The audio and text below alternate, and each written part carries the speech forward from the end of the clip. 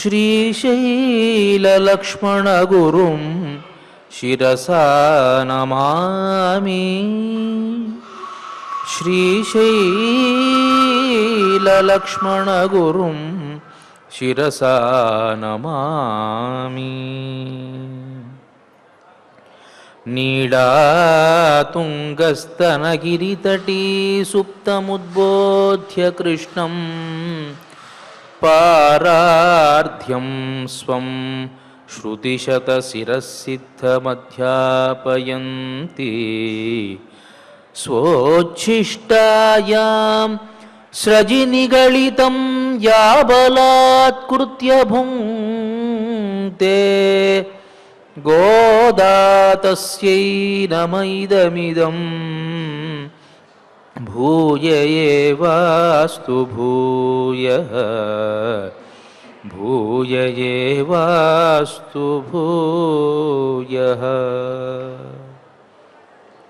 శ్రీమదాదివరాహ క్షేత్ర విభూషితుడు అఖిలాండకోటి బ్రహ్మాండ నాయకుడు అయినటువంటి శ్రీనివాసుని పాదారవిందాల చింత నాదనీరాజన మంటప ప్రాంగణంలో తిరుమల తిరుపతి దేవస్థానములు ఆళ్వార్ దివ్య ప్రబంధ ప్రాజెక్టు వారి సౌజన్యంతో శ్రీ వెంకటేశ్వర భక్తి ఛానల్ వారి సాహచర్యంతో తిరుప్పావై కార్యక్రమంలో నేటికి మనం 6వ పాశురంలోకి ప్రవేశించాం.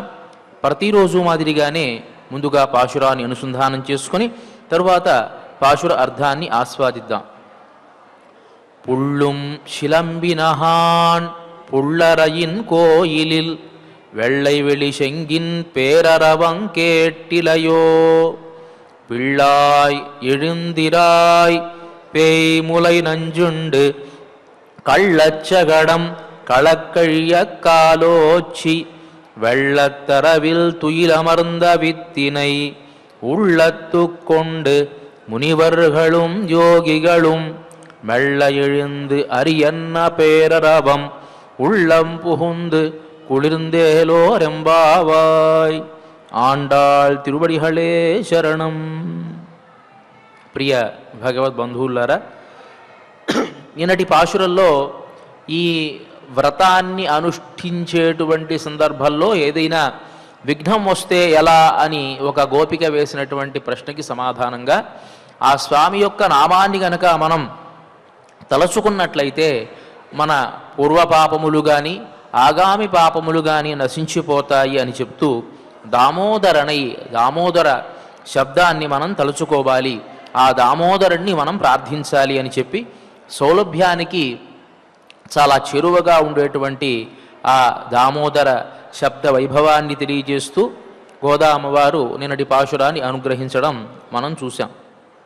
ఇక ఇవాల్టి పాశురం నుంచి అంటే ఈ 6వ పాశురం నుంచి 15వ పాశురం వరకు కూడా గోపికలను మేలుకొలపడం. మనం సహజంగా సాధారణంగా దేవాలయాల్లో చూస్తాం, సుప్రభాతం అని అంటాం. ప్రభాతము అంటే తెల్లవారుజాము, సుప్రభాతం మంచి వేకువ, దాని నర్కాలి అని అంటారు తమిళంలో. ఎవరికి ఆ స్వామిని మేలుకొలిపేటువంటి సందర్భంలో దాన్ని సుప్రభాతం అని అంటాం కదా. మహారాజుల్ని ఎవరైనా సరే పూర్వకాలంలో మహారాజులంతా కూడా రాత్రిపూట గూఢాచర్యాన్ని వహించి వచ్చి పడుకునేవాళ్ళట. పడుకుని తెల్లవారుజామున లేవాలి అంటే వందిమాగధులు అని అంటారు. వీళ్ళు ఏం చేసేవారు అంటే, రాజా నువ్వు ఫలానా వంశంలో జన్మించావు, మీ తాతముత్తాతలంతా ఇంత గొప్ప గొప్ప కార్యక్రమాలు చేశారు అని చెబుతూ మంగళకరమైనటువంటి మంచి మంచి మాటలు చెబుతూ ఆ రాజుగారిని ప్రబోధించేవారు. మనం రామాయణంలో కూడా చూస్తాం, విశ్వామిత్ర మహర్షి రామచంద్రమూర్తిని కౌసల్య సుప్రజా రామ పూర్వాసంధ్యా ప్రవర్తతే ఉత్తిష్ట నరశార్దూల కర్తవ్యం దైవమాన్నికం అని ప్రబోధించడం. ఈ సుప్రభాతానికి మొట్టమొదటి బీజం ఎక్కడ పడింది అంటే రామాయణంలో సుప్రభాతానికి ఆద్యుడు విశ్వామిత్ర మహర్షి. ఆ మాటలో కూడా కౌసల్య సుప్రజా రామ, సుప్రజా రామ, కౌసల్యకు మంచి బిడ్డడా అని ప్రారంభిస్తారు.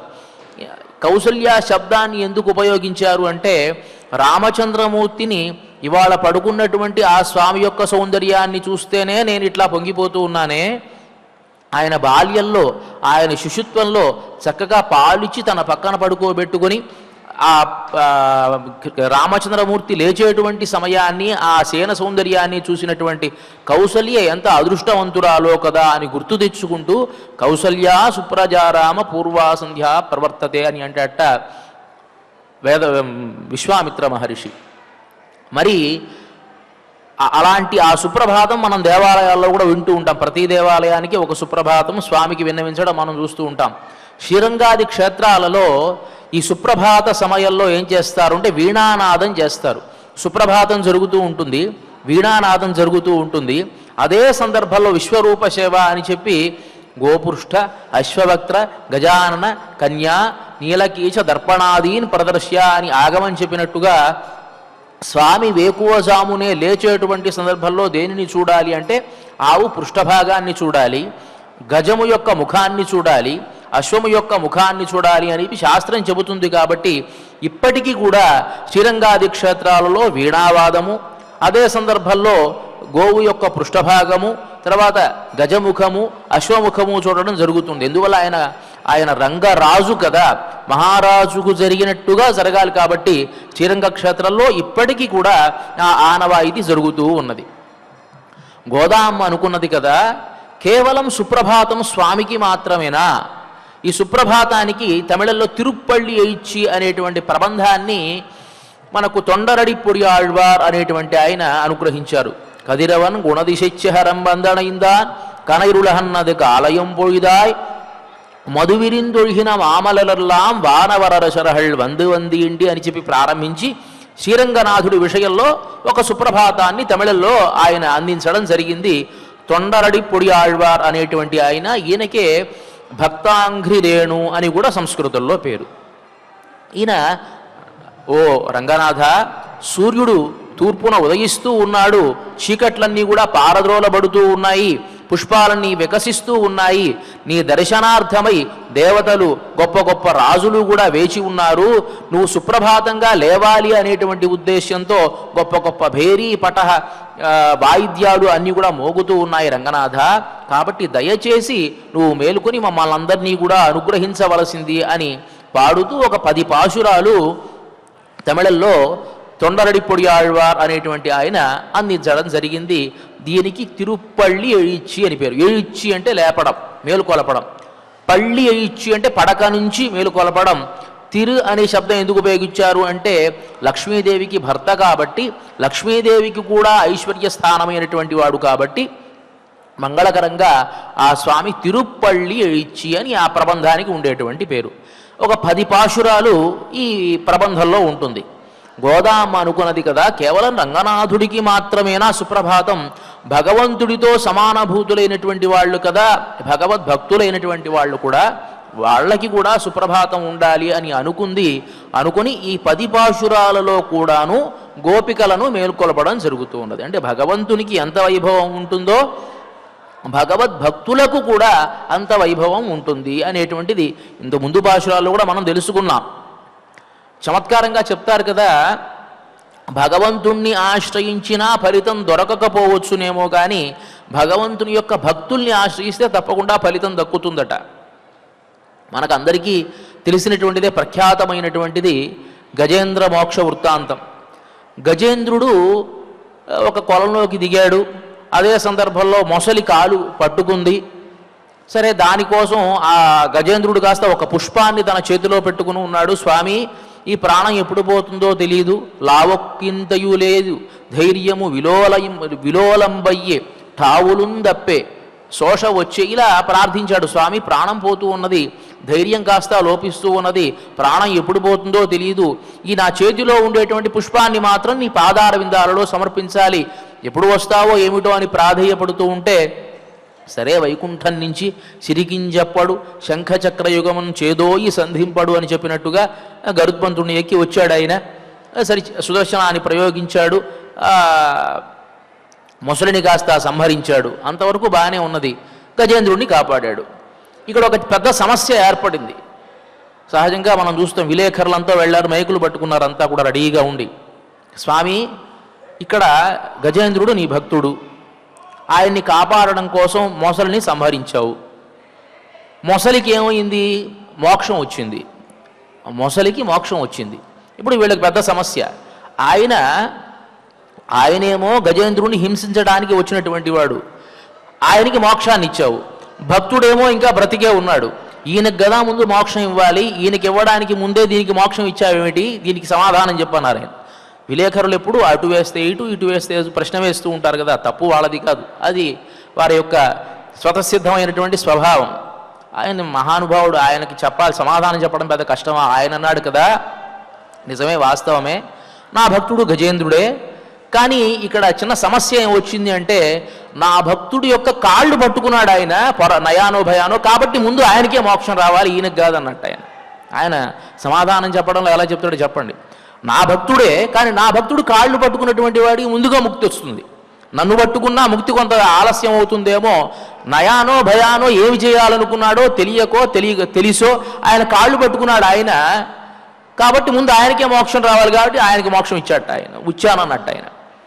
కాబట్టి సిద్ధిర్భవతి వానీతి సంశయోచ్యుత సేవినాం, సిద్ధి అవుతుందా లేదా, మన పని పూర్తి అవుతుందా లేదా అనేటువంటి అనుమానం భగవంతుని యొక్క భక్తులకు ఉంటుందట, కానీ భగవద్భక్తుల యొక్క భక్తులకి మాత్రం తప్పకుండా సిద్ధవుతుంది అని చెప్పి శాస్త్రం చెబుతుంది. కాబట్టి గోదామ్మవారు ఏం చేశారు, స్వామికి సుప్రభాతాన్ని తొండగడిపుడి వారు పాడితే పాడారు, భగవద్భక్తులకి పాడాలి కదా మనం సుప్రభాతం అని చెప్పి, సరిగ్గా స్వామికి ఎన్ని పాశురాలు, 10 పాశురాలు ఉన్నాయి కదా ఆ తిరుప్పల్లి వచ్చి అనేటువంటి ప్రబంధంలో, కాబట్టి భగవద్భక్తులకు కూడా 10 పాశురాలు ఉండి తీరాలి అనేటువంటి ఉద్దేశంతో 10 పాశురాల్లో ఇవాల్టి నుంచి ప్రారంభించి ఒక్కొక్క భక్తురాల్ని కూడా, ఒక్కొక్క గోపికను కూడా మేలుకొలపడం జరుగుతుంది ఈ పాశురాల్లో.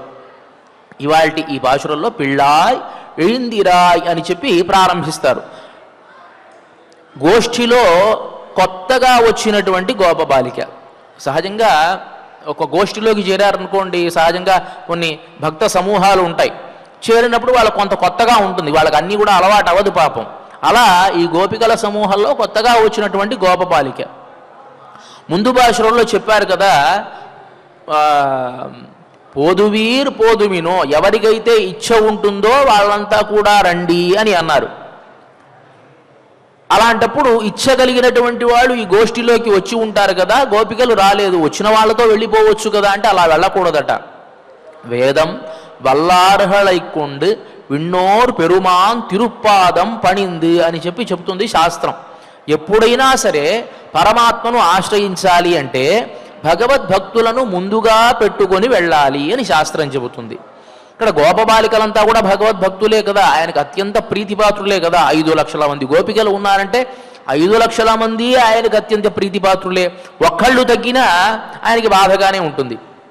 ఇంట్లో తల్లికి ఒక 10 మంది పిల్లలు ఉన్నారనుకుందాం, వచ్చారు పండగకో పబ్బానికో వచ్చారు, అందరూ కూడా 9 మంది వచ్చారు, దాంట్లో ఒక్కడు రాకపోతే అయ్యో వాడు ఒక్కడు రాలేదే అని బాధపడుతుంది తల్లి. ఈ 9 మంది వచ్చారు చాలే అని అనుకోదు, ఆ ఒక్కడు కూడా వస్తే బాగుండేది కదా అని బాధపడుతుంది తల్లి. అదేవిధంగా 5 లక్షల మంది గోపికలు ఉంటే కొంతమందిని విడిచిపెట్టి పోదుమినో అన్నాం కాబట్టి వచ్చిన వాళ్ళు వస్తారు, రానివాళ్ళు రారు, మన పాటకు మనం వెళ్ళిపోదాం అని వెళ్ళిపోకూడదు.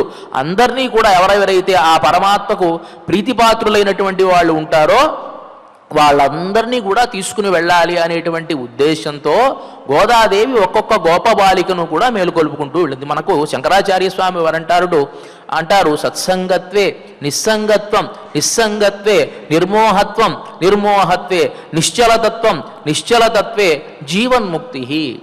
సత్సంగం అనేటువంటి దాన్ని మనం ఎప్పుడూ కూడా కొనసాగిస్తూ ఉండాలి, వారితో ఎక్కువగా స్నేహంగా ఉండాలి. ఉంటే ఏమవుతుంది, నిస్సంగత్వం.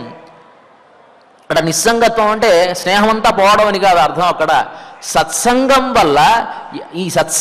వల్ల పనికి మాలిన సంగతి ఏదైతే దాంతో నిస్సంగత్వం ఏర్పడుతుంది. అంటే మంచి వాళ్ళతో స్నేహం చేస్తే చెడ్డవాళ్లతో స్నేహం చెడిపోతుంది, చెడ్డవాళ్లతో స్నేహం పోతుంది అని అర్థం. అక్కడ అది అందరితో స్నేహం పోతుంది అని. సత్సంగత్వే నిస్సంగత్వం అంటే సత్సంగం కనుక ఏర్పడితే సంఘమే ఉండకుండా పోతుందని కాదు, మళ్ళీ సత్సంగం కొనసాగిస్తూనే ఉండాలి. ఎందుకంటే సత్సంగం అలాగే ఉండాలి, ఉంటేనే పరమాత్మ మీద మనకు భక్తి కలిగేది. సత్సంగత్వే నిస్సంగత్వం. తద్వారా దుర్మార్గులైనటువంటి వాళ్ళు, పనికిమాలిన వాళ్ళు, కాలాన్ని ఊరికినే వృధా చేసేటువంటి వాళ్ళు, వాళ్లతో మనకు స్నేహం కాస్త తెగిపోతుంది. ఎందువల్ల, సత్సంగం వల్ల. అంటే కాసేపు భగవన్నామం చేద్దాం, కాసేపు ఏదైనా కథలు విందాం, అలాంటి పిచ్చాబాడిలో భాగవతం విందాం, రామాయణం విందాం అని అనుకునేటువంటి వాళ్ళతో స్నేహం చేస్తే మామూలుగా ఏదో పిచ్చాబాడి మాట్లాడుకునే వాడితో సహజంగానే స్నేహం అక్కడ ఆగిపోతుంది. నిస్సంగత్వం. అలా నిస్సంగం ఏర్పడడం వల్ల నిశ్చంగత్వే నిర్మోహత్వం. భౌతికమైనటువంటి విషయాలలో కొంచెం ఆశ కాస్త సన్నగిల్లిపోతూ ఉంటుంది, ఆశ కాస్త తగ్గిపోతూ ఉంటుంది. నిస్సంగత్వం. నిస్సంగత్వే నిర్మోహత్వం. నిర్మోహత్వే నిశ్చలతత్వం. అలా భౌతికమైనటువంటి విషయాలలో ఎప్పుడైతే నీకు ఇష్టం కాస్త తగ్గిపోయిందో అప్పుడు నీ మనస్సు దృఢంగా ఉంటుంది. నిశ్చలతత్వం. నిశ్చలతత్వే జీవన్ముక్తి అని శంకరాచార్య స్వామి వారు చెబితే, సత్సంగాత్ భవ నిస్పృహో గురుముఖాత్ శ్రీశం ప్రపద్యాత్మవా అన్నట్టుంది శాస్త్రం. సత్సంగం వల్ల మనం పరమాత్మకు దగ్గరవుతామని శాస్త్రం చెబుతుంది. కాబట్టి గోదామ్మవారు ఈ గోపికలంతా కూడా సత్సంగమే కదా, వీళ్ళంతా కూడా భగవన్నామస్మరణ చేస్తూ ఎప్పుడూ కృష్ణుడితో ఆటపాటలు పాడుకుంటూ ఉండేటువంటి గోష్ఠి కదా. కాబట్టి అందరినీ కూడా తీసుకుని వెళ్ళాలి అనేటువంటి ఉద్దేశంతో బోధయంత పరస్పరం అని చెప్పినట్టుగా ఒక గోపిక మరొక గోపిక, నిన్న కృష్ణుడు ఇట్లా చేశాడే, ఇట్లా చేశాడు అని ఒక గోపిక చెబితే నువ్వు ఇదంటావు, మన ఇలాంటి పని చేశాడు అని ఒక గోపిక చెబితే ఇట్లా ఒకళ్ళకొకళ్ళు ఆ భగవంతుని యొక్క లీలలన్నీ కూడా చెప్పుకుంటూ వెళ్ళాలి కదా. కాబట్టి అందరినీ కూడా మేలుకొలపాలి అనేటువంటి ఉద్దేశంతో మేలుకొలుపుతూ ఉన్నారు. ఇవాల్టి ఈ పాశురంలో ఆ గోపబాలికి ఇంటి దగ్గరికి వెళ్ళారు. మనం ఇళ్లలో చూస్తూ ఉంటాం పిల్లవాడిని, రే లేరా అని. వాడంటాడు, అమ్మ 7 గంటలకు లేవాలమ్మా నేను అని చెప్పి పడుకుంటాడు వాడు. 7 అయింది లేరా అని చెప్పి 6 గంటలకు తల్లి లేపుతుంది. 7 అయిపోయిందా అని ఒకసారి లేస్తాడు. లేచి ఒకసారి గడియారం వైపు చూసి, అమ్మా 6 కదమ్మా అయింది, ముందే లేపుతావు ఏంటమ్మా అని పడుకుంటాడు వాడు.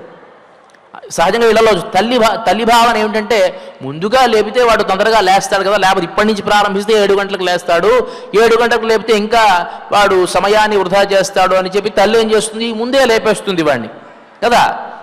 అలా ఈ గోపబాలికలందరినీ ఒక్కొక్కరిగా లేపుకుంటూ వస్తోంది గోదామ్మవారు. ఇవాల్టి ఈ భాషలలో గోపబాలికను లేపడానికి వెళ్ళింది. కొత్తగా ఈ గోష్ఠిలోకి చేరినటువంటి గోపబాలిక కృష్ణానుభవం చేస్తూ అలాగే పడుకుంది, లేపడానికి వెళ్ళింది. అప్పుడు ఆవిడ అడిగింది తెల్లవారుజాము అవడానికి గుర్తులేమిటి అని. దాన్ని ఈ పాశురంలో చెప్తారు కదా, పుళ్ళుం శిలంబినహాన్. పుళ్ళుం జీవయాత్ర కోసం, భౌతికమైనటువంటి ఆహారయాత్ర కోసం బయలుదేరేటువంటి పక్షులన్నీ కూడా పరస్పరము సంభాషించుకుంటూ తమ ఆహారయాత్ర కోసం బయలుదేరి వెళ్ళిపోతూ ఉన్నాయమ్మా. పుళ్ళుం శిలంబినహాన్. ఇంకో గుర్తు కూడా చెబుతున్నారు, పుళ్ళరయిన్ కోయిలిల్ వెళ్ళవిళిశంగిన్ పేరరవం కేట్టిలయో. గరుత్మంతుడికి నాయకుడైనటువంటి అంటే విష్ణుమూర్తి యొక్క దేవాలయంలో వెళ్ళవిళిశంగిన్ పేరరవం కేట్టిలయో, తెల్లనైనటువంటి స్వచ్ఛమైనటువంటి శంఖానాదాన్ని కూడా వినలేదా? పిల్లాయ్, ఓ చాలా చిన్న వయస్సులో ఉన్నటువంటి ఓ పిల్ల, ఎడుందిరా ఇలేమ్మా, பேய் மூலை நஞ்சுண்டு கள்ளச்சகடன் களக்கழிய காலோச்சி வெள்ளத்தரவில் துயிலமர்ந்த வித்தினை உள்ளத்து கொண்டு మునివరుగళం యోగిగళం మెళ్ళ எழுந்தరియన్న పేరరవం. ఈ గోకులంలో కృష్ణుడు ఎప్పుడైతే అవతరించాడో ఆ సందర్భంలో అనేక మంది మునులు తర్వాత యోగులు వీళ్ళంతా ఆ గొట్ల చావిళ్లలో పడుకొని కృష్ణుడు ఒకవేళ గోవులు కాచుకోవడానికి అట్లా వెళతాడేమో ఇట్లా వెళతాడేమో, ఆ సందర్భంలో కృష్ణ పరమాత్మ యొక్క సౌందర్యాన్ని చూద్దాం, కృష్ణుడికి నమస్కారం చేసుకుందాం అనేటువంటి ఉద్దేశంతో ఆ ఆవులు ఉండేటువంటి కొట్టాల్లో పడుకొని వేకువజామ అయినది కాబట్టి హరి అన్న పేరరవం, హరి హరి హరి అనుకుంటూ లేస్తూ ఉన్నారమ్మా. ఆ హరి అలాంటి వాడు అంటే పేయిములైన అంజుండు, పూతన స్తన్యపానం చేసినటువంటి వాడు, కళ్ళచ్చగడం కళక్కయ్య కాలోచి ధూర్తుడైనటువంటి శకటాసురుణ్ణి భంజించినటువంటి వాడు కాలోచి వెள்ளత్తరవిల్ తుయిలమరుంద విత్తినై. క్షీరసాగరంలో శేషశాయి పైన పడుకున్నటువంటి బీజభూతుడైనటువంటి వాడమ్మా ఆయనను ఈ ఋషులందరూ కూడా తమ మనస్సుల్లో సుస్థిరంగా స్థాపన చేసుకొని వేకువజామ అయినది కాబట్టి హరి హరి హరి అనుకుంటూ లేస్తూ ఉన్నారమ్మా. ఆ శబ్దం నీ చెవిన పడలేదా? హరి అన్న పేరరవం ఉళ్ళం పుహుందు కుళిరిందేలో రెంబావా. ఆ శబ్దం మా చెవులకు తాకి మనస్సంతా కూడా ఆహ్లాదంగా ఉంది, లేమ్మా అని చెప్పి లేపుతూ ఉన్నారు ఈ పాశురంలో. ఇది తాత్పర్యం. ఇక పుళ్ళుం శిలంబినహాన్, దీనికి అంతరార్థాన్ని లోపల ఉండేటువంటి గోపబాలిక అడిగింది.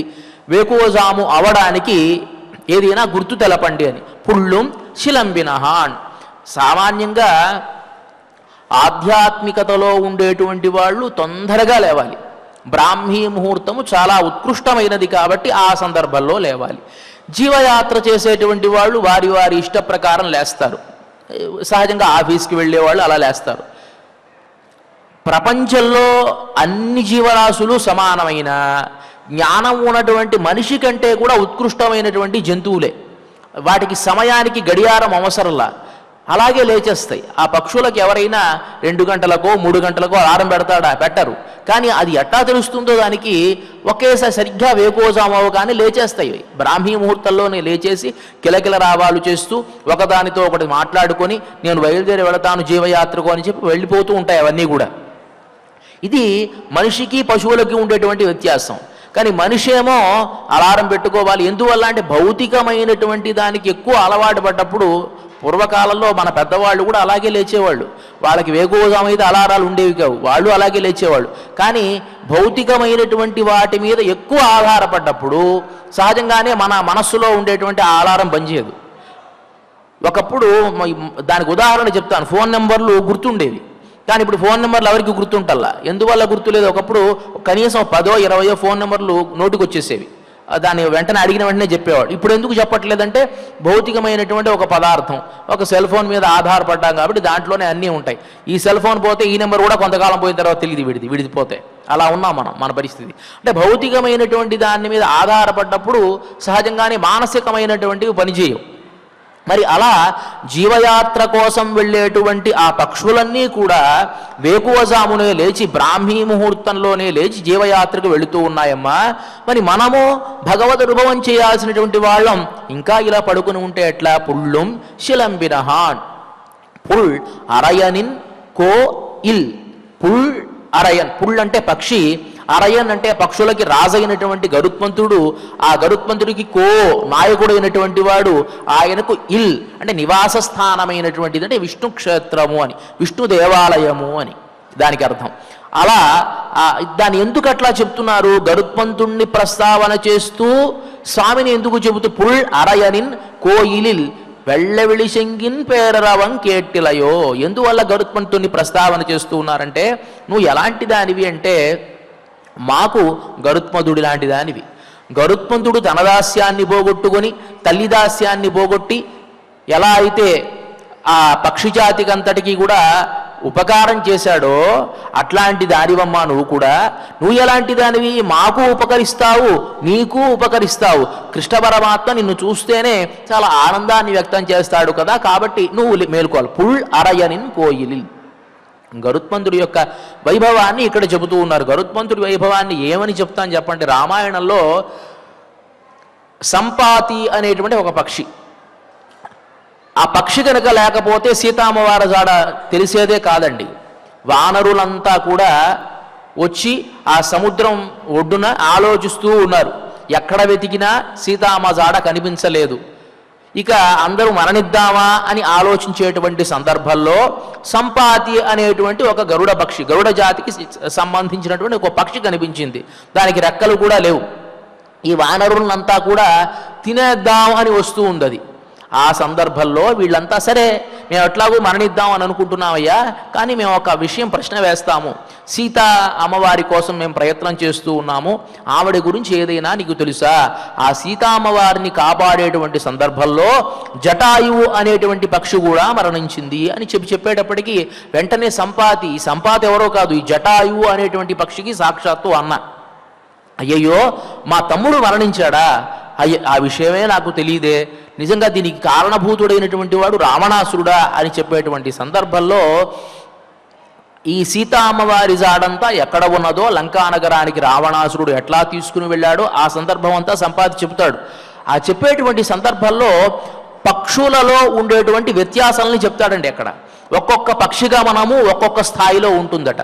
దాని అంటాడు ఆయన, ఆద్య పంథా కులింగానాం ఏచాన్యే ధాన్యజీవిన.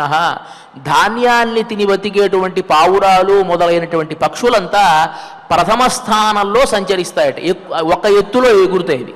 మరీ పైకి వెళ్ళలేవు, ఒక ఎత్తులో మాత్రమే ఎగురుతాయి. దానిపైన ద్వితీయ బలిభోజానాం ఏచ వృక్ష ఫలాశిన, పళ్ళు, తర్వాత బలి మొదలైనటువంటి పదార్థాలు తినేటువంటి కాకులు మొదలైనటువంటివి రెండవ స్థానంలో ఎగురుతాయట. అంటే దానికంటే పై స్థానంలో ఎగరగలవట ఆ పక్షులు. తర్వాత భాసాహ తృతీయం గచ్చంతి క్రౌంచశ్చ కురరై సహా.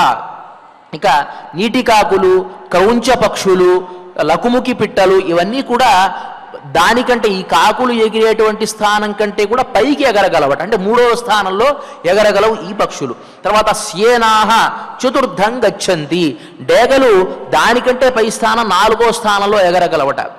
గృధ్రా గచ్చంతి పంచమం, ఈ గర్దలు ఉన్నాయే అవి ఐదవ స్థానంలో ఎగరగలవట. బలవీర్యోపపన్నానాం రూపయవ్వనశాలినాం షష్ఠస్థు పంథా హంసానాం వైనతేయగతి పర. బలము అన్నీ కలిగినటువంటి హంసలు అవి ఆరవ స్థానంలో ఎగురుతాయట. అంటే మొదట పావురాలు, దానిపైన కాకులు, దానిపైన క్రౌంచ పక్షులు, దానిపైన డేగలు, దానిపైన గద్దలు, దానిపైన హంసలు విహరిస్తూ ఉంటాయి. అది చెప్పేటువంటి సందర్భంలో షష్ఠస్థు పంథా హంసానాం వైనతేయ గతి పరా, గరుత్మంతుడి యొక్క గతి ఉన్నవే అది 7వ స్థానం, దానికంటే చాలా మించి పై స్థానంలో ఎగరగలడు గరుత్మంతుడు. ఇంకా మాకుండేటువంటి శక్తి ఏమిటో తెలుసా, మేము ఎంత ఎత్తులో ఉన్నా మా కళ్ళు శతయోజనం వరకు కూడా పనిచేస్తాయి. మనం ఆ డిస్కవరీ ఛానల్ చూసామనుకోండి, గద్ద ఎక్కడో ఉంటుంది, ఆ నీళ్లలో లోపల ఎక్కడో చేప ఉంటుంది, అక్కడ పైనుంచి ఒక్కసారి కొట్టుకెళ్ళిపోతుంది అది. అంటే దాని దృష్టి శతయోజనం, అంటే అంత దూరం కూడా. మామూలు గద్దలు చూపిస్తాడు వాడు, ఇంకా గరుత్మంతుడి విషయం చెప్పట్లా మనం. మామూలు గద్దలకే అంత శక్తి ఉంటే ఎక్కడో ఉండేటువంటి గద్ద కింద లోపల ఆ సముద్రంలో లోపల ఉండేటువంటి చేపను పట్టుకెళ్ళిపోతుంది. ఎక్కడో ఉండేటువంటి దానికి ఎట్లా కనిపిస్తోంది అంటే దాని యొక్క దృష్టి కూడా అంత సునిశ్చితంగా ఉంటుందట. ఆయన చెప్తున్నాడు, వైనతేయ గతి పరా వైనతేయాచ్చనో జన్మ సర్వేషాం వానర ఋషభాః. మేమెవరమో తెలుసా, ఆ వైనతేయుడు గరుత్మంతుడి యొక్క వంశానికి సంబంధించినటువంటి వాళ్ళం. గరుత్మంతుడి యొక్క అన్న అనూరుడు అని ఒక ఆయన ఉన్నాడు, ఆ అనూరుడు యొక్క సంతానమే నేను, జటాయువు కూడాను. అయ్యయ్యో, జటాయువు మరణించాడా అని ఆశ్చర్యాన్ని వ్యక్తం చేస్తాడు. అంటే గరుత్మంతుడి యొక్క వైభవం ఎలాంటిది అని ఆ సందర్భంలో చెప్తున్నాను మీకు ఇక్కడ. సుపర్ణోసి గరుత్మాన్ త్రివృత్తే శిరోగా యత్రంచక్షుస్తోమ ఆత్మా సామతే తనూర్వామదేవ్యమని వేదం చెబుతుంది. గరుత్మంతుడికి శిరస్సు త్రిష్టుప్ అనేటువంటి ఛందస్సత, సాక్షాత్తు నేత్రాలు గాయత్రి అట. ఆ శరీరమే సామవేదము అని చెప్పి వేదమే వర్ణిస్తుంది ఆ గరుత్మంతుణ్ణి. రామాయణంలో గరుత్మంతుడు చాలా సందర్భాల్లో ఉపయోగపడతాడు. ఒక సందర్భంలో ఉపయోగపడతాడు. యుద్ధం అంతా కూడా జరుగుతూ ఉన్నది. ఆ జరుగుతూ ఉండేటువంటి సందర్భంలో నాగాస్త్రాన్ని వేశాడు ఇంద్రజిత్తు. ఆ నాగాస్త్రం వల్ల రాముడు లక్ష్మణుడు ఇద్దరు కూడా మూర్ఛపోయారు. వాళ్ళకి అసలు ఏం స్పృహ లేదు. మరణించారేమో అని కూడా అనుకున్నారు వానరులు. ఇంద్రజిత్తు వెళ్ళాడు, సాక్షాత్తు రామలక్ష్మణుడు మరణించాడు అని ప్రకటించాడు. లంకారాజ్యానికి వెళ్ళాడు, రావణాసురుడితో చెప్పాడు. రావణాసురుడు కాస్త సీతాదేవికి ఆ విషయాన్ని తెలియజేసి ఒక విమానాన్ని ఇచ్చి వెళ్ళి నీ చనిపోయినటువంటి భర్తను చూసుకునిరా అని అన్నాడు. సరే, సీతాదేవి విమానాన్ని అధిరోహించింది, వెళ్ళింది. ఆ సందర్భంలో కింద పడిపోయినటువంటి రామలక్ష్మణుల్ని చూసింది. చూస్తే చాలా బాధ వేసి ఏడవడం ప్రారంభించింది. అయ్యయ్యో, దీనికోసమా నేను బ్రతికున్నది, ఇంతకాలం దీనికోసమా నువ్వు వచ్చి నన్ను కాపాడుతావు, ఏలుకుంటావు అంటే ఇలా అయిపోయింది అని బాధపడుతూ ఉంటే అప్పుడు పక్కన ఉండేటువంటి త్రిజట అనేటువంటి ఒక రాక్షసి చాలా హితవు పలికేటువంటిది ఎప్పుడూ కూడా సీతాదేవికి. ఆవిడ అంటుంది, సీతాదేవి ఆవిడేం మరణించాలా, ఆ ముఖంలో ఉండేటువంటి ఆ కాంతి చూడు, ఆ వర్చస్సు చూడు, ఇంకా శరీరంలో జవసత్వాలు ఉన్నట్టే ఉన్నాయి, ఇది కేవలం ఇంద్రజిత్తు చేసినటువంటి మాయాజాలమే, ఇంకా మరణించాలా రామచంద్రమూర్తి అని చెబుతుంది. సరే, అది అక్కడికి వదిలేస్తే అలా నాగాస్త్రం వల్ల బంధింపబడినటువంటి రామలక్ష్మణుడు అలాగే ఉంటే ఇంకా ఈ వానరులంతా మాట్లాడుకుంటూ ఉన్నారు, ఎట్లా ఈ రామలక్ష్మణుల్ని ఎట్లా మనం బ్రతికించాలి, ఇక వీళ్ళు మరణానికి ఆసన్నమవుతూ ఉన్నారు, ఏ విధంగా బ్రతికించాలి అని చెప్పి మాట్లాడుకుంటూ ఉండేటువంటి సందర్భంలో జాంబవంతుడు అంటాడు కదా, క్షీరసాగరానికి దగ్గరగా ఉండేటువంటి చంద్రగిరి అనేటువంటి ప్రాంతంలో అనేకమైనటువంటి ఔషధులు ఉన్నాయి, ఆ ఔషధుల్ని శీఘ్రంగా వెళ్ళి మన వాళ్ళు వెళ్ళి తీసుకొని రావాలి అని మాట్లాడుకుంటూ ఉన్నారు వాళ్ళంతా. ఈ లోపలే పెద్ద గాలి వీచింది. అక్కడ పెద్ద పెద్ద రెక్కలు వేసుకుని ఒక మహాపురుషుడు వచ్చి వాలాడు. ఆయన ఎవరు అంటే గరుత్మంతుడే. గరుత్మంతుడు వచ్చి ఆ ఎప్పుడైతే వచ్చాడో గరుత్మంతుడు రామచంద్రమూర్తులకు వేసినటువంటి ఆ నాగాస్త్రం కాస్త వెంటనే గరుత్మంతుడిని చూసి వెళ్ళిపోయింది. గరుత్మంతుడు అంటే ఆ నాగాస్త్రానికి అంత భయం అన్నమాట. అవి విడిచిపెట్టి వెళ్ళిపోయాయి.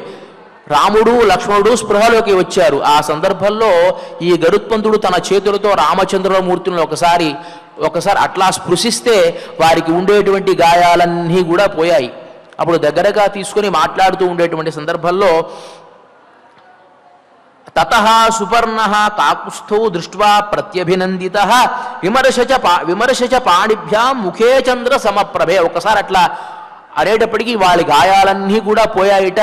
అప్పుడు రామచంద్రమూర్తి అడుగుతాడు, మహాపురుష ఎవరు నువ్వు అంటే, నేను గరుత్మంతుణ్ణి, నన్ను గరుత్మంతుడు అని అంటారు అని చెబుతూ, అహం సఖాతే కాకుత్స్థ ప్రియ ప్రాణో బహిశ్చర గరుత్మానిహ సంప్రాప్త యువాభ్యాం సాహ్యకారణాత్. ఓ రామా, నేను నీకు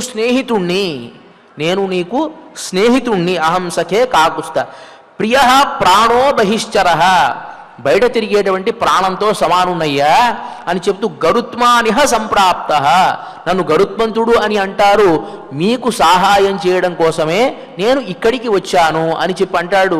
అని చెబితే రామచంద్రమూర్తికి మనసులో ఒక అనుమానం, గరుత్మంతుడికి నాకు ఎప్పుడు స్నేహం ఏర్పడింది? ఎప్పుడు? సహజంగా రామచంద్రమూర్తికి పూర్వభాషి స్మితభాషి అని పేరు. రామచంద్రమూర్తి దృష్టిలో ఎవరైనా ఒకళ్ళు పడితే, ఒక్కసారి మాట్లాడితే ఆ వ్యక్తిని మళ్ళీ గుర్తుపెట్టుకుని ఆ వ్యక్తి మాట్లాడకపోయినా ముందు అతనే మాట్లాడతాట రామచంద్రమూర్తి. అంత మంచి స్వభావం కలిగినటువంటి వాడు రామచంద్రమూర్తి. ఇప్పుడు చూస్తూ ఉంటాం లోకల్లో, మనకు ఎవరన్నా కనిపించి మాట్లాడారనుకోండి, గుర్తుపెట్టుకుని మాట్లాడేస్తా అయిపోతుంది. ఇంకోసారి వాళ్ళు కనిపిస్తే మనం మాట్లాడాలా వద్దా, వీడితో మాట్లాడితే ఏమవుతుందో అని ఆలోచిస్తూ ఉంటాం సహజంగా. లోకల్లో అందరికీ ఉండేటువంటి అలవాటే. కానీ రామచంద్రమూర్తి అలాంటి వాడు కాదుట. ఒక మనిషి కనిపించి మాట్లాడించాడు అంటే తన జీవితంలో ఎప్పుడు మళ్ళీ కనిపించినా ఆ వ్యక్తిని అలాగే గుర్తుపెట్టుకుంటాడు. స్మితభాషి, పూర్వభాషి, వాళ్ళు మాట్లాడడానికి ముందే ఆయనే మాట్లాడేస్తాడట రామచంద్రమూర్తి. అది ఆయన దగ్గర గొప్పతనం. ఇప్పుడు రామచంద్రమూర్తికి ఒక అనుమానం ఏర్పడింది, ఇతరుకు నాకు సాహచర్యం ఎప్పుడు ఏర్పడింది, నాకు స్నేహితుడు అని అంటున్నాడే, ఎప్పుడు స్నేహం కలిగింది, నాకు గుర్తే రావడం లేదే అని ఆలోచిస్తూ ఉన్నాడు. అప్పుడు ఈ గరుత్మంతుడు అంటాడు కదా, నచ కౌతూహలం కార్యం సహిత్వం ప్రతి రాఘవ. ఓ రామా, నీకు నాకు స్నేహం ఎప్పుడు ఏర్పడింది అనేటువంటి దాని గురించి ఆలోచించడం మానే. అది ఇప్పుడు నువ్వు ఆలోచించాల్సినటువంటి అవసరం ఏమీ లేదు. కృతకర్మారణే వీర సఖిత్వం అనువేత్స్యసి. ఈ యుద్ధం అంతా పూర్తయిపోయిన తర్వాత అప్పుడు నీకు మన ఇద్దరి స్నేహం గురించి తెలుస్తుంది అని అన్నాడు ఆయన గరుత్మంతుడు. ఎట్లా తెలిసింది అంటే, యుద్ధం అంతా పూర్తి అయిపోయిన తర్వాత సీత యొక్క ప్రాయోపవేశమై సీతాదేవి పతివ్రత అని తెలిసిన తర్వాత సీతాదేవితో మాట్లాడిస్తూ ఉండేటువంటి సందర్భంలో దేవతలంతా కూడా కిందకి దిగి, బ్రహ్మాది దేవతలంతా కూడా ఆ రామచంద్రమూర్తిని స్తోత్రం చేశారు. ఆ స్తోత్రం చేసేటువంటి సందర్భంలో, నాయన నువ్వు ఫలానా వాడివి, ఇన్ని రకాల అవతారాలు ధరించావు, సాక్షాత్తు శ్రీమన్నారాయణుడు యొక్క స్వరూపానివే అని చెప్పి స్తుతించారు. కాబట్టి అప్పుడు ఓహో నేను శ్రీమన్నారాయణుడిని, కాబట్టి నాకు గరుత్మంతుడితో స్నేహం ఏర్పడుతుంది తెలుస్తుంది. కాబట్టి ఈయన అన్నాడు కదా, ఇప్పుడు నా గురించి ఆలోచించాల్సినటువంటి అవసరం ఏమీ లేదు, యుద్ధం అంతా అయిపోయిన తర్వాత నీకే తెలుస్తుంది రామా, దాని గురించి అంతా ఆలోచించాల్సినటువంటి అవసరము లేదు అని అంటాడు గరుత్మంతుడు. అంటే గరుత్మంతుడు ఎలాంటి వాడు అంటే, భక్తులను కాపాడడమే కాదు, భగవంతుణ్ణి కూడా అవసరం వస్తే ఏ సందర్భంలో పిలవకపోయినా వెళ్ళి అక్కడ వాలి భగవంతుణ్ణి ఆయన కాపాడుకోవడం ఆయన బాధ్యతగా భావిస్తాడు. గరుత్మంతుడు లేకపోతే యుద్ధమే లేదు వాస్తవానికి. రామచంద్రమూర్తి యుద్ధమే కాదండి, మనకి నరకాసుర వధలో ఈ గరుత్మంతుడికి మీదకి మురాసురుడు అనేటువంటి వాడు ఒక అస్త్రాన్ని ప్రయోగించాడు, ఒక శూలాన్ని ప్రయోగించాడు. వాడికి 5 తలకాయలు. వాడు ప్రయోగించేటువంటి సందర్భంలో కృష్ణుడికి వెంటనే గరుత్మంతుడు పట్టించుకోవట్లా ఆయన మీదకి ఈ శూలాన్ని ప్రయోగించాడు అని. గరుత్మంతుడికి ఏమవుతుందో అని చెప్పి 2 బాణాలు ప్రయోగించి ఆ శూలాన్ని తుత్తనీలు చేశాట కృష్ణ పరమాత్మ. అంటే గరుత్మంతుడికి ఏమీ గరుత్మంతుడు ఎలాంటి వాడు, యుద్ధంలో అక్కడ ఉండే ఏనుగుల్ని రాక్షసుల్ని గీరి చంపేశాడు ఆయన. ఆ నరకాసుర వృత్తాంతంలో మనకు తెలుస్తుంది. కాబట్టి తన కింద పనిచేసేటువంటి వాళ్ళని కూడా ప్రేమతో చూసుకునేటువంటి వాడు కాబట్టి పరమాత్మ, సఖే నువ్వు నాకు స్నేహితుడివి అని చెప్పాడు గరుత్మంతుడు. మరి అలాంటి గొప్పవాడు కదా, అందువల్లే ఏకాంతీ వ్యపదేష్టవ్య నైవ గ్రామ కులాదిభి విష్ణునా వ్యపదేష్టవ్య అని చెప్పినట్టుగా శాస్త్రంలో కేవలం గరుత్మంతుడు అని చెప్పకుండా పక్షులకు రాజైనటువంటి గరుత్మంతుడికి స్వామి అయిన కోవెల అంటే ఆ స్వామికి ఆనందం కలుగుతుంది ఆ గరుత్మంతుడితో సంబంధాన్ని చెబితే అనేటువంటి ఉద్దేశంతో విష్ణునా వ్యపదేష్టవ్య భగవద్భక్తులకు భగవంతుడికి ఉండేటువంటి సంబంధాన్ని గనక మనం అడుగడుక్కి చూపిస్తే అది పరమాత్మకు ఇష్టం కాబట్టి పుల్ అరయనిన్ కో ఇలిల్ వెள்ளై వెళిశంగిన్ పేరరవం కేట్టిరయో ఆ గరుత్మంతుడికి స్వామి అయినటువంటి ఆ కోవెలలో వెళ్ళ వెళిశంగిన్ పేరరవం కేట్టిలయో స్వచ్ఛమైనటువంటి తెల్లనైనటువంటి ఆ శంఖ నాదాన్ని నువ్వు వినలేదా అని చెప్పడంలో ఇక ఉపనిషదర్థం ఒకటి ఉన్నది. తెల్లనైన అంటే ఋగ్వేద శ్వేతవర్ణస్యాత్ అని అంటుంది వేదం అని అంటుంది శాస్త్రం. కాబట్టి ఆ ఋగ్వేదాన్ని ఇక్కడ గోదాదేవి ప్రస్తావన చేస్తూ ఉంది. ఆ ఋగ్వేదంలో ఏం చెప్పబడి ఉంది అంటే సంగచ్చధ్వం సంవదధ్వం సంవో మనాంసి జానతాం దేవాభాగం యథాపూర్వే సంజానాన ఉపాసతే అని చెప్పి వేదం పేర్కొంటుంది. అంటే గోదామ్మవారి వీడికి ఏం చెబుతోంది అంటే వేదమే చెప్పిందమ్మా సంగచ్చధ్వం అందరూ కలిసి పరమాత్మ దగ్గరికి వెళ్ళాలి, సంవదధ్వం అందరూ కలిసి పరమాత్మను ప్రార్థించాలి, సంవో మనాంసి జానతాం అందరూ ఒకే విధంగా భావన చేసి పరమాత్మ దగ్గరకు వెళ్ళాలి అని చెప్పబడుతోంది వేదంలో. కాబట్టి నువ్వు కూడా మా గోష్ఠిలో కలవాలి కదా అని చెప్పడానికి వెళ్ళవెళి శంగిన్ పేరరవం కేట్టిన గొప్ప ధ్వనిని నువ్వు వినలేదా అంటే ఆ వేదంలో చెప్పబడినటువంటి ధ్వని నీకు వినబడలేదా అని ఇక్కడ శబ్ద రూపంలో చెబుతోందన్నమాట. పిళ్ళాయ్ ఓ చిన్న వయస్సులో ఉన్నటువంటి దానా నిజంగా చాలా అదృష్టవంతురాలివి. ఎప్పుడైనా సరే ఒక గోష్ఠిలో అంటే ఒక సేవా కార్యక్రమాలు చేయాలంటే చిన్న వయస్సులోనే చేయాలి. కిళరుడి ఇళమై కెడువదను ఉన్నమని చెప్పినట్టుగా వయస్సులో ఉండగానే యవ్వనం ఉండగానే నువ్వు ఆధ్యాత్మిక చింతనలో ఉండాలి. అప్పుడే నువ్వు ఏదైనా సేవ చేసినా భక్తి చేసినా నామం చేసినా అప్పుడే కుదురుతుంది. అదే వయస్సు మీరిపోతే అన్ని స్మృతి పథం నుంచి వెళ్ళిపోతూ ఉంటాయి. నీ శరీరంలో ఉండేటువంటి అవయవాలన్నీ కూడా పట్టు తప్పిపోతూ ఉంటాయి. ఆ సందర్భంలో నువ్వు కృష్ణ అన్నా రామ అన్నా ఏం ప్రయోజనం? మనం లౌకికంగా కొంతమంది హితైషుల్ని మనం సంపాదించుకుంటాం లోకల్లో, కొంతమంది స్నేహితుల్ని. ఎందువల్ల అంటే అవసరానికి ఉపయోగపడతారు అని. అందువల్లే మన జీవితంలో కొంత సమయాన్ని వాళ్ళకి వెచ్చిస్తాం. కొంతమంది స్నేహితులు ఉన్నారనుకోండి, వాళ్ళతో కొంతసేపు గడపడం, వాళ్ళకి ఏదైనా కావాలంటే వాళ్ళకి సహాయం చేయడం ఇవన్నీ చేస్తూ ఉంటాం. ఎందువల్ల అంటే నాకు ఓపిక లేకపోతే, నాకు గనక జవసత్తువాలు పని చేయకపోతే ఆ సందర్భంలో వాళ్ళు వచ్చి నా కుటుంబానికి సహాయపడతారు కదా అని చేస్తామా లేదా? చేస్తాం కదా. అదేవిధంగా భగవంతుడి విషయంలో ఎందుకు చేయరు? అప్పుడు వార్ధక్యం వచ్చిన తర్వాత చెయ్యొచ్చులే అని గనక అంటే వార్ధక్యం వచ్చిన తర్వాత నువ్వు ఏదైనా సేవ చేయగలవా? గట్టిగా కూర్చొని నీ వల్ల ఏదైనా అవుతుందా? గట్టిగా పరిగెత్తగలవా? ఒక పల్లకి మోయగలవా? ఒక దివిటీ పట్టగలవా? లేకపోతే గట్టిగా అందరినీ కూర్చోబెట్టి నామ సంకీర్తన చేయగలవా? ఆ సందర్భంలో నోరు ఎట్లా ఉంటుందో పళ్ళు ఎట్లా ఉంటుందో తెలియదు. ఏమి చేయగలవు నువ్వు? కాబట్టి వయస్సులోనే చెయ్యాలి. నిజంగా ఇప్పుడు ఈ గోపబాలిక అదే పిళ్ళాయ్ నిజంగా చిన్న వయస్సులో నువ్వు ఈ గోష్ఠిలో చేరావమ్మా, అదృష్టవంతురాలివి. మాకంటే కూడా నువ్వు అదృష్టవంతురాలివి. మనం అంటూ ఉంటాం సర్వీస్లో చిన్న వయస్సులో చేరిన వాళ్ళంతా అదృష్టవంతులు అని. ఎక్కువ కాలం వాళ్ళు సర్వీస్ చేయొచ్చు అనమాట, ఎక్కువ పెన్షన్ వస్తుంది. మరి అదేవిధంగా భగవంతుడి విషయంలో ఎందుకు ఆలోచించరు? ఆలోచించాలి కదా. అదే చెబుతున్నాను, నిజంగా మాకంటే నువ్వు అదృష్టవంతురాలివి. భగవంతుని యొక్క నామాన్ని కానీ భగవంతుని యొక్క సౌందర్యాన్ని కానీ అనుభవించడానికి మాకింత వయస్సు వచ్చింది, కానీ నువ్వు చిన్నప్పుడే ఈ గోష్ఠిలో చేరావు కాబట్టి మాకంటే అదృష్టవంతురాలివి. పిళ్ళాయ్ எழுந்திராய் మేల్కోవమ్మా, పేయి మూలై నంజుండు పూతనా స్తన్యపానాన్ని చేసినటువంటి వాడు. ఇక్కడ ఆ విషయాన్ని ఎందుకు చెప్తున్నానంటే మళ్ళీ మనకు జన్మ రాకుండా చేసేటువంటి వాడు అని చెప్పడానికి. పూతనా స్తన్యపానాన్ని గనక తలుచుకుంటే మళ్ళీ జన్మ రాదట. వేదాంత దేశకుల వారు అంటారు కదా తమ యాదవాభ్యుదయం అనేటువంటి కావ్యంలో, స్తన్యేన కృష్ణ సహపూతనాయా ప్రాణాన్ పపౌలుప్త పునర్భవాయా యదద్భుతం భావయతాం జనానాం స్తనంధయత్వం నపునర్భవాయ నపునర్బభూవ అని అంటారు ఆయన. ఆవిడ యశోదాదేవి యొక్క వేషాన్ని వేసుకుని వచ్చింది పూతన. వేసుకుని వచ్చి కృష్ణుడు ఎప్పుడైనా ఏడిస్తే ఎత్తుకుందామని చూస్తోంది. కృష్ణుడికి వచ్చింది పూతన అని తెలుసు. కానీ సరే ఆవిడ దగ్గరికి రావాలి కాబట్టి యశోదాదేవి వాళ్ళంతా దగ్గర లేరు, ఏడవడం ప్రారంభించాడు. పూతన దగ్గర అవడం ప్రారంభించింది. ఆ సందర్భంలో కృష్ణ పరమాత్మ కళ్ళు మూసుకున్నట్ట ఒక్కసారిగా. ఎందుకు కళ్ళు మూసుకున్నాడు అంటే తన ఉదరంలో ఉండేటువంటి ఎన్నో లోకాలు, ఆ లోకాలలో కూడా ఎంతో మంది తల్లులు, ఆ తల్లులంతా కూడా తొట్టిలో పిల్లల్ని పడుకోబెట్టి ఊపుతూ జోలపాట పాడుతూ ఉన్నట్టు అదంతా తనకు గుర్తొచ్చింది.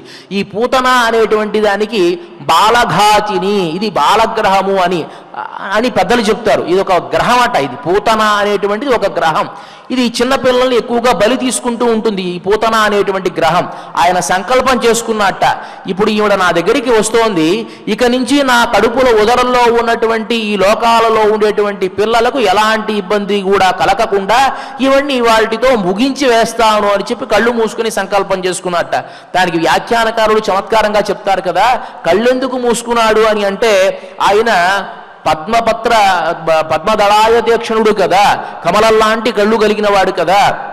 ఒకవేళ ఆ సౌందర్యాన్ని చూసి ఈ పూతనికి మనస్సు మళ్ళీ మారిపోతేనో మళ్ళీ కష్టం కదా, మారకూడదు. ఆమె మళ్ళీ బ్రతుకుంటే తర్వాత ఏం చేస్తుందో తెలియదు. కాబట్టి అలా ఉండడానికి వీల్లేదని కళ్ళు మూసుకున్నట్ట. అలా దగ్గర చేరి ఆమె పాలిస్తే దాన్ని అంటారు కదా, స్తన్యేన కృష్ణ సహపూతనాయా ప్రాణాన్ పపో లుప్త పునర్భవాయా. ఈ పూతన ఆ పాలతో పాటు ప్రాణాన్ని కూడా, మనం సహజంగా పాలలో ఏ బూస్టో కాఫీనో కలుపుకొని తాగుతాం కదా, అట్లా ప్రాణాన్ని కూడా కలుపుకొని తాగేశాడు ఆయన హాయిగా. లుప్త పునర్భవాయా యదద్భుతం భావయతాం జనానాం. దీన్ని గనక తలుసుకున్నటువంటి జనాలందరికీ కూడా స్తనందయత్వం న పునర్బభూవ, మళ్ళీ పాలు తాగేటువంటి అవసరం ఉండదట. అంటే ఎంత చమత్కారంగా చెప్తారో చూడండి. మళ్ళీ పాలు తాగేటువంటి పరిస్థితి ఈ తలచుకున్న వాళ్ళకి ఉండదు అని అంటే వీళ్ళకి జన్మ రాదు అని అన్నమాట దీనికి అర్థం. వీళ్ళకి జన్మ అనేటువంటిదే ఉండదు అని చెబుతూ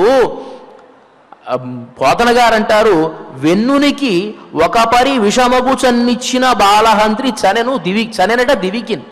కేవలం కృష్ణుడికి ఒక్కసారి పాలిచ్చినటువంటి పుణ్యానికే ఆమె స్వర్గానికి వెళితే ఎప్పుడు కూడా పక్కలో పడుకోబెట్టుకుని పాలిచ్చినటువంటి యశోదాదేవి నిజంగా ఆవిడ అదృష్టం ఎలాంటిదో కదా, ఆవిడకి ఏమిస్తాడో కదా కృష్ణ పరమాత్మ అని చెప్పి కీర్తిస్తాడు పోతనామాచుడు. మరి అలా ఆ పూతనా స్తన్యపానం చేసినటువంటి వాడు పేయి మూలై నంజి ఉండు కళ్ళచ్చగడం కళక్కయ్య కాలోచి, మోసపూరితంగా ఒక శకటంలో ఆవేశించినటువంటి ఆ రాక్షసుణ్ణి సంధిబంధాలు ఊడిపోయే విధముగా చేసినటువంటి కృష్ణ పరమాత్మను, మరి ఆ కృష్ణ పరమాత్మ ఎలాంటి వాడు అని అంటే వెள்ளత్తు అరవిల్ తుయిల్ అమర్ంద విత్తినై. పెద్ద క్షీరసాగరం, ఆ క్షీరసాగరంలో పెద్ద శేషపాన్పు, ఆ శేషపాన్పులో చక్కగా శయనించి ఉండేటువంటి వాడు. శేషుడు ఎప్పుడు ఎలా ఉంటాడు, పడుకున్న తర్వాత ఇట్లా ఉంటాడు, నాగమణిని కాపాడేట్టుగా, లేకపోతే ఈ నిధిని కాపాడేట్టుగా. నిధి దగ్గర ఎక్కువ పాములు ఉంటాయి అంటాం కదా, సహజంగా చెప్తూ నిధుల దగ్గర ఎక్కువ పాములు ఉంటాయి అంటారు.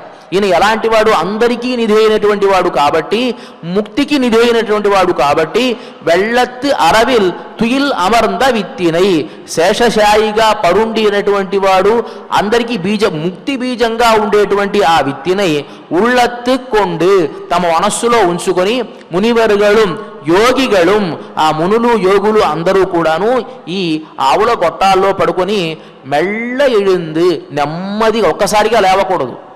మనకు ఈ ప్రహ్లాదుడి వృత్తాంతం చెప్పేటువంటి సందర్భంలో ప్రహ్లాదుణ్ణి పెద్ద పర్వతం మీద నుంచి తోసేశారు. తోసేస్తే ఆయన వెంటనే అనుకున్నట్ట లోపల అంతర్యామిగా ఉండేటువంటి పరమాత్మ పడిపోతాడేమో అని చెప్పి ఇట్లా చేయడం పెట్టుకుని పడిపోయాట. ఆయనకి దెబ్బ తగులుతుందని ఆయన ఆలోచించాల, లోపల ఉండేటువంటి పరమాత్మకి ఏదైనా ఇబ్బంది వస్తుందేమో అని చెప్పి ఇట్లా చేతులు పట్టుకుని పడిపోయాడు ఆయన.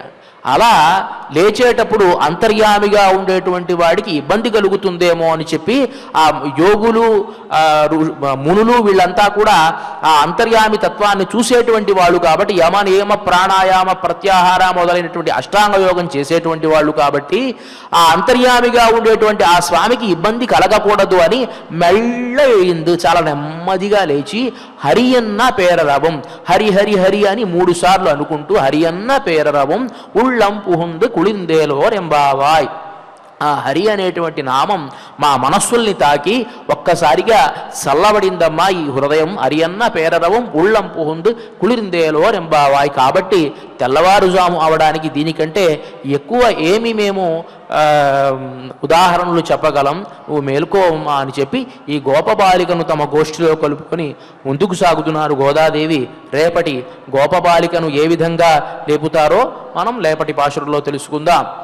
ఆ గోదామవారి అనుగ్రహం అందరిపైన ఉండాలని ప్రార్థిస్తూ శ్రియఃకాంతాయ కళ్యాణ నిధయే నిధయేర్థిన శ్రీవేంకట నివాసాయ శ్రీనివాసాయ మంగళం.